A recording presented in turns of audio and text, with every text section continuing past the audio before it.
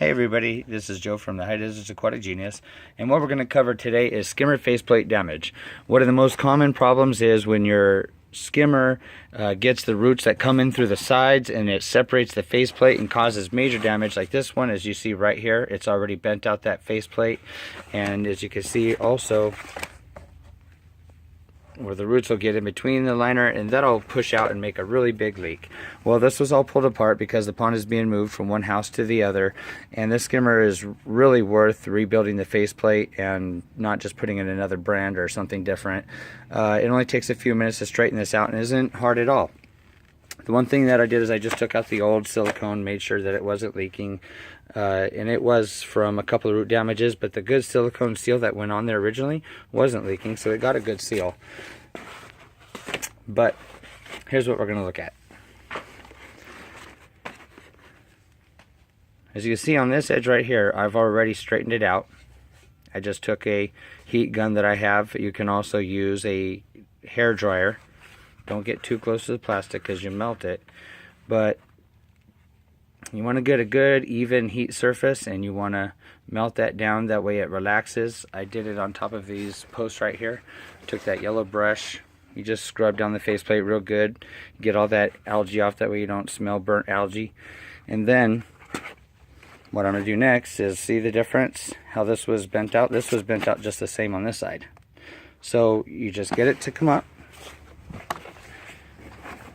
I'm just going to heat it right here and then turn it over one more time, let it relax, and push these dimples in right here. That way you get a good reseal when we go to do this. And I'm going to do the same thing to the skimmer also. If you come in here, you see where that is bent out also. So I'm going to straighten that out. It's really simple. These skimmers are pretty much my favorite on the market.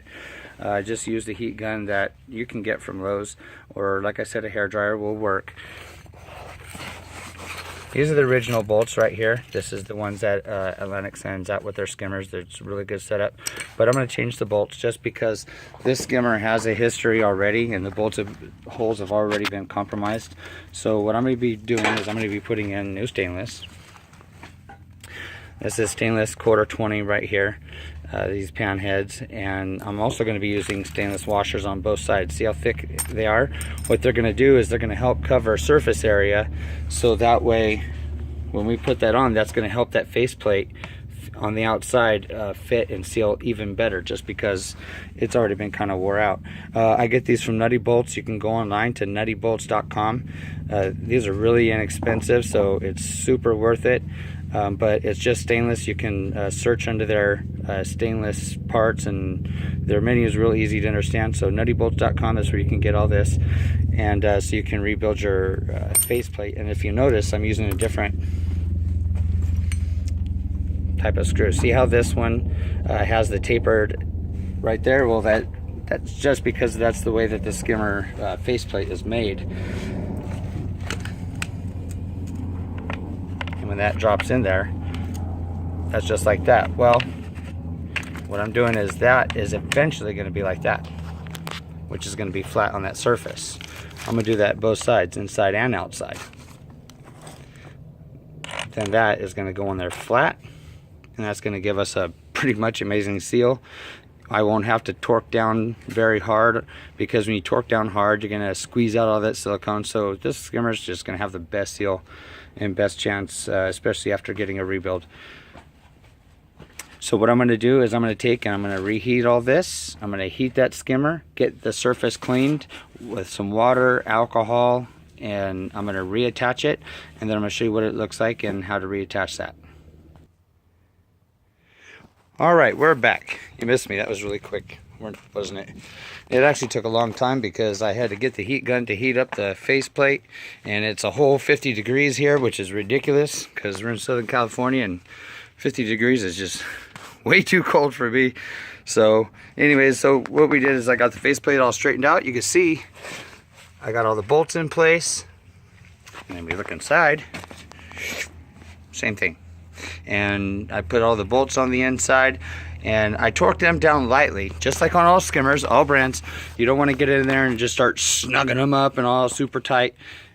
the secret to these faceplates is you get the silicone on there really good. You use 100% silicone, clear, black, brown, yellow, doesn't matter as long as it's 100% silicone.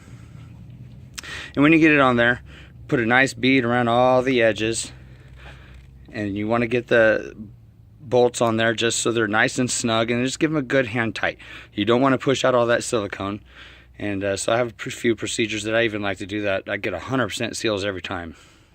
If you would like advice on that, you can call me, or you can contact us at aquaticgenius.net. I can explain those tips to you if you're doing this yourself.